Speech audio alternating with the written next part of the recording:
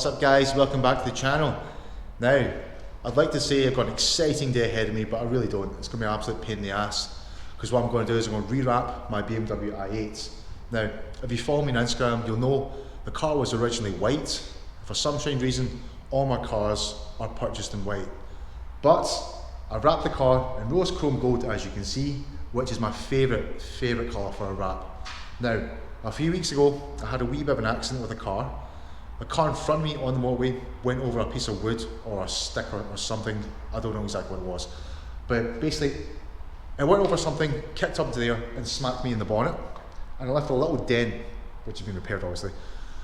Now, I thought it'd be an easy fix. I thought they were just going to basically hammer it out the dent. I don't know car body shop repairs. But the guys came around to look at it and told me that the car bonnet had to be repainted. So they couldn't just hammer out a dent, they had to fill in the dent, then repaint the bonnet, which meant the wrap had to come off the car. Now, when the car was fixed, I was told I couldn't rewrap the car for a whole week, which is true. Because once you've had a body panel repainted, it needs at least a week to cure before you can rewrap it. Now, in that week's time, I was originally just going to order more rose chrome gold to rewrap the car, but I figured, you know what? I've been there and I've done that. Might as well rewrap the whole car and change the colour completely.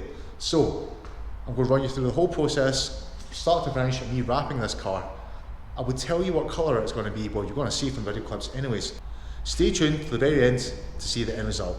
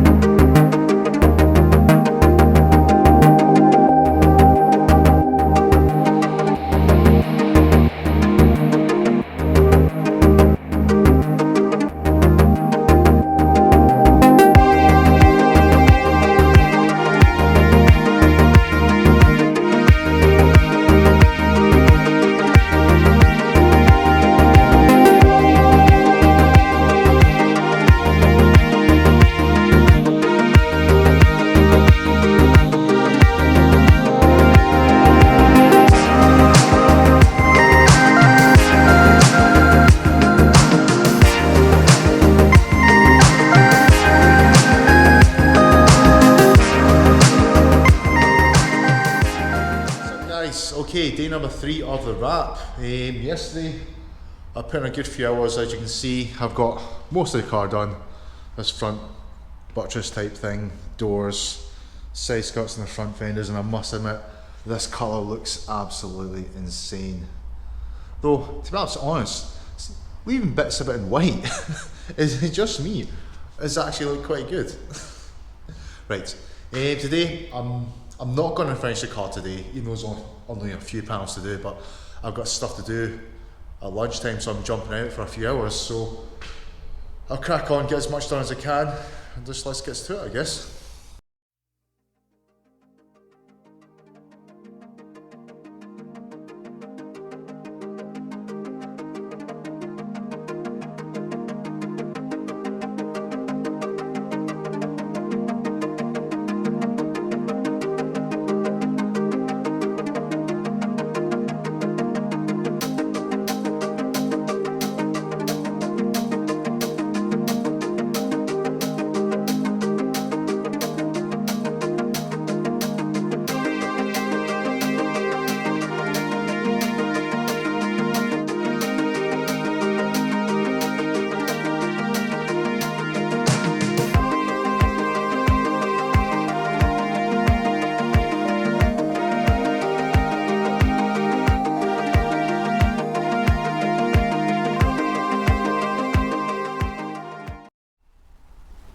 Okay guys, here's where we're at so far.